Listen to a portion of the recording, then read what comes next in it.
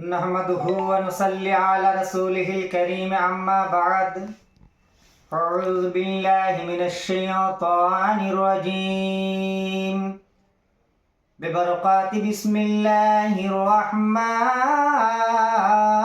रहीम अस्सब्रु निस्फुत तरीका अस्सब्रु निस्फुल ईमान ওয়াবিল ওয়ালিদাইনি ইহসানা।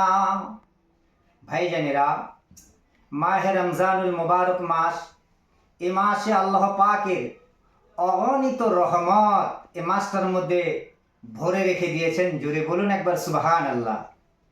বাবারা, নবী মুহাম্মদুর রাসূলুল্লাহ সাল্লাল্লাহু আলাইহি সাল্লাম বলেছেন, আন-নাসফু সবরুল ঈমান, যারা রোজা রেখে সবর ধৈর্য ধারণ করে একটা ইমানের অঙ্গ তৈরি হয়ে যায়। জোরে বলুন সুবহানাল্লাহ। আমরা যারা রোজা রাখি, রাখার পরে সবর এখতিয়ার করি, কারণ সবর এখতিয়ার করাটাই হলো ইমানের একটা অঙ্গ। ইমানের কি একটা অঙ্গ। পরে হাদিস শরীফে রাসূলুল্লাহ সাল্লাল্লাহু আলাইহি ওয়াসাল্লাম বলেছেন, আস-সাওমু নিসফুত তরিকা, আস-সাওমু নিসফুত তরিকা, রোজা খোদাকে পাইবার অর্ধেক পথ। জোরে বলুন সুবহানাল্লাহ। রোজা খোদা পাইবার অর্ধেক পথ, অর্ধেক রাস্তা। তার সাথে সাথে বলেছেন ওয়াবিল ওয়ালিদাইনি ইহসানা।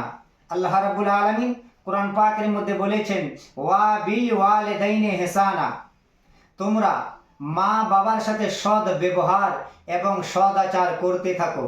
কারণ এ মাহে রমজানুল মুবারক মাস, মা বাবার কাছে কোনো সন্তান কোনো সন্তানি যদি ভুল করে থাকে, বেয়াদবি কাজ করে থাকে, অন্যায় কাজ করে থাকে, আসুন মাহে রমজানুল মুবারক মাসে মা বাবার কাছে যান, মা বাবার কাছে মাপ চান। মা বাবা যদি মাফ করে দেয়, আল্লাহ রাব্বুল আলামিন তোমার গুনাহগুলি আল্লাহ মাফ করে দেবেন। বন্ধুরা, এই জন্য রাসূলুল্লাহ সাল্লাল্লাহু আলাইহি ওয়াসাল্লাম বলেছেন, বাপ-মা পেয়ে যে জনা নিজের গুনাহ মিটাতে পারল না, হবে কি তাদের কোনোদিন জান্নাত যাওয়ার আশা?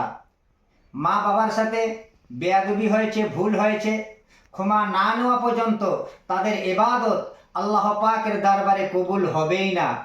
জান্নাত তো দূরের কথা, তার ইবাদতগুলি কবুল হবে না। এটা রাসূলুল্লাহ সাল্লাল্লাহু আলাইহি সাল্লাম বলেছেন। আবার বলেছেন, রমজান পেয়ে যেই জনা নিজের গুনাহ মিটাতে পারলো না, অর্থাৎ মাহে রমজানুল মুবারক মাস এসে গেছে, রহমতের মাস এসে গেছে, বরকতের মাস এসে গেছে, নাজাতের মাস এসে গেছে, তারপরও ওই বান্দাটা বড় বোকা, নিজের গুনাহগুলি নিজের অপরাধগুলি আল্লাহ পাকের কাছে মাপ চাইল না, তারা হতমা, তারা বোকা। ভাই বাবারা, ভাইজানেরা, মাহে রমজানুল মুবারক মাসের রহমত এবং বরকত, মাগফিরাত এগুলি আদায় করুন, নিজের আমল নামাতে নেকি দিয়ে ভরপুর করুন। হাদিস পাকের মধ্যে এও আছে, কোনো মানুষ এ মাহে রমজানুল মুবারক মাসে শুধু খেজুর দিয়ে ইফতারি করায়, খেজুর কিংবা আনার কিংবা দুধ, এই তিনটা জিনিস দিয়ে কোনো মানুষকে যদি ইফতারি করায়, রাসূল সাল্লাল্লাহু আলাইহি সাল্লাম বলেছেন তার জীবনের গুনাহগুলি আল্লাহ পাক মাফ করে দেন। জোরে বলুন সুবহানাল্লাহ। বন্ধুরা, যারা আমরা রোজা রাখিনি, রাখার চেষ্টা নেব, রাখবো, এবং কি মাহে রমজানুল মুবারক মাসে রোজাদারকে একে অপরের কাছে কোরআনের বাণীটুকু পৌঁছিয়ে দেব। এবং কি রোজা যদি কারণবশত না থাকতে পারেন, এবারে আপনি কিভাবে চলবেন সেটাও রাসূল বলে দিয়েছেন, যে তুমি একটা রোজাদারের মতো, রোজাদার যেভাবে দাঁড়িয়ে থাকে তেমনি করে তুমিও রোজাদারদের মতো দাঁড়িয়ে থাকো, তাতে তুমি নেকি পাবে। জোরে বলুন সুবহানাল্লাহ। তো যাই হোক, এ বলে আমার সংক্ষিপ্ত বক্তব্য শেষ করলাম।